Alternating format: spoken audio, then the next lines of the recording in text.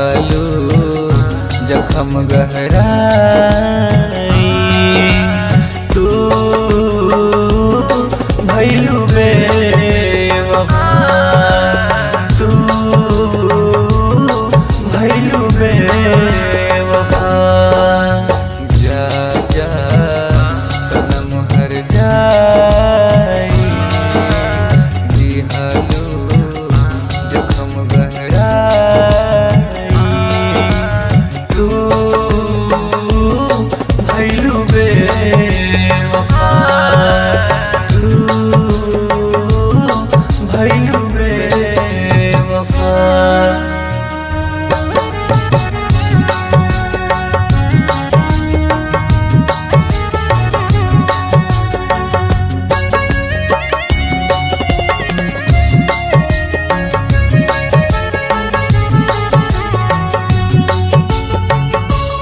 हो हमके अपना के क्रिया खिया के काहे छोड़ जालू सनम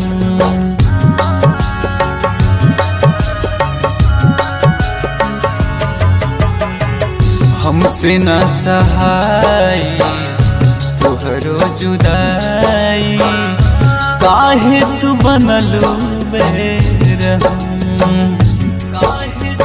तुम्हारे प्यार में हमने खुद को भुला दिया, तुम्हारे प्यार में हमने खुद को भुला दिया। बिन मांगे तुझे सब कुछ दिला दिया, थमा दिया था तुझे अपना जिंदगी का दिया, पर तुम बेवफा ने तो मेरा दिया ही बुझा दिया। हमसे न सहाई तुहरो जुदाई काहे तू बनलू बेरहम। कैसे बिसराई भइलू तू पराई तू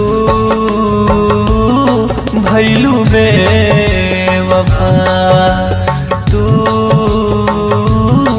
भइलू बेवफा।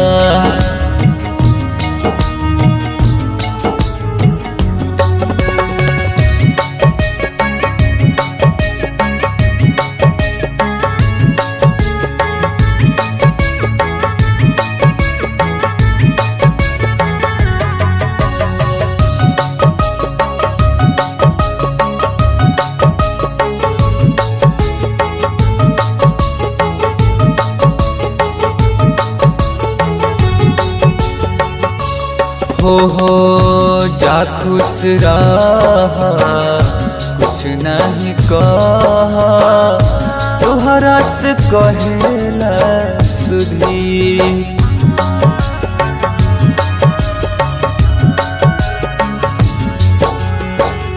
भूल नहीं पाई जीवन भर आई पंकज के अखिया से नीर।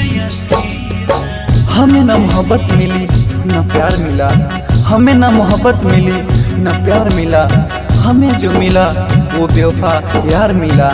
अपनी तो बन गई तमाशा जिंदगी का, हर कोई अपने मकसद का मतलब गार मिला। भूल नहीं पाई जीवन भर आई धुरंधर के अखिया से नीर। प्रेम में तू फंसा के कनाम दी वफा के तू भइलू बेवफा।